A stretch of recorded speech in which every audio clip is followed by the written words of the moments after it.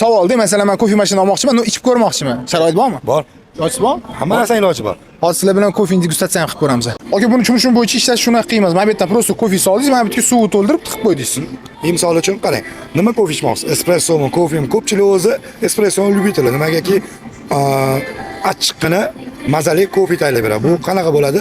Oddiy misol uchun kasaniya bilan bitta kolичествосini yoki krepkasini to'g'rilab olasiz. Prosta bosasiz, bo'lib. Sizga hech qanaqa mehr talab emas bu. Mana bu ruchnoy ishlatadiganligi nima deysiz? Mana kimdir ruchnoy olaman deydi. Misol uchun qanaqa tushuntirsam bo'ladi sizga? Kofeni anu professionallari bo'lsa, ular ishlatsa bo'ladi. Nimagaki o'zini vkusini yaratadi ular. Bu yerda shundoq kevoz, bosvoz, halbochingiz.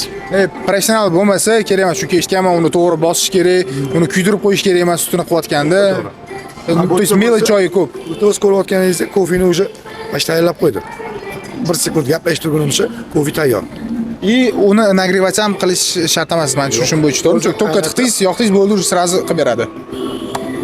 Do'stlar, demak, erinchoqlar uchun biza aynan mana shu kofe mashinani rekomendatsiya qilamiz. Kremlarni ham ko'rsangiz bo'ladi, juda ham Kremlari bilan mushnik qilib berdi. faqat bu do'longilar. Ajab!